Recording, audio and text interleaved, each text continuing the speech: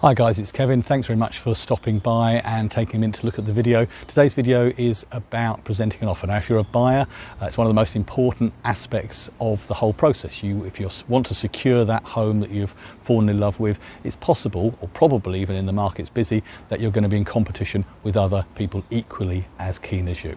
When I say talk about presenting an offer, I'm not talking about the actual physical amount itself. That's relevant, it's important, and obviously the better the offer you make, the more chance you have of having it accepted. But even if you're offering the asking price on some properties, you're still going to be in competition. So what do you need to do? Well, the first and most important thing is you've got to present yourself as a serious buyer, somebody that the estate agent and the owner would want to deal with. Now, the first obvious thing to say is you need to be in a proceedable position. So if you're selling a property, you need to be under offer to a proceedable buyer. If you're not in that position and you're not actually ready to make the offer, then don't make it. By all means, go and view property, and by all means present your interest in the property to the estate agent and or the owner, but don't be forced into making an offer that you can't actually move forward with. The best time to proceed with an offer is when you're ready to go. So let's say you are in that position to proceed. What do you want to do? Well, the thing you've got to do is make sure that the agent believes in you, trusts you, and sees you as a serious buyer who's going to complete the purchase. Now, there are a few ways to do that. One of the first, of course, is to be proceedable. You need to know, if you are in a chain, exactly where that chain ends. I speak to so many people when I used to be an agent who wouldn't know even who their buyer was. And that doesn't instill confidence, because if you don't know, then we aren't entirely sure if the chain is complete. So make sure that you have all that information from your agent. Don't rely on your estate agent to tell the other agent to whom you want to buy. Second thing is finances. Make sure that your finances are in place. And I mean actually having spoken to either a bank or building society, or preferably an independent financial advisor, or anybody who is going to work on that side of things for you. Make sure they have given you all the information you're going to need.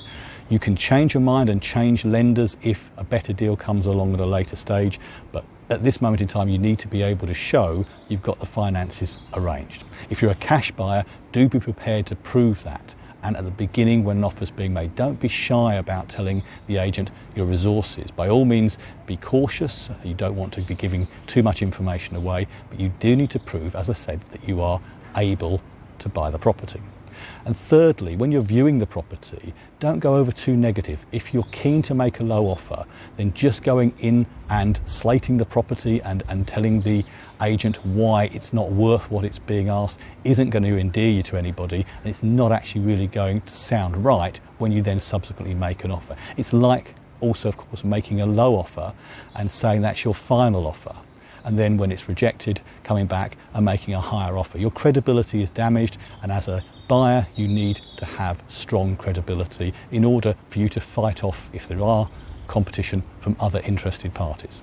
So just to recap, the most important thing you need to do is make sure you're in a position to proceed, you have your finances in order, and that you explain why you're making the offer you're making. Now, let's say it doesn't have to be in detail. Don't bore the estate agent with all the intricate reasons why you personally don't think it's worth that amount of money. Just be clear on what the offer is, make that offer, and then obviously see how it goes. If it's not accepted the first time and you feel that's the most you're prepared to pay for the property, then walk away.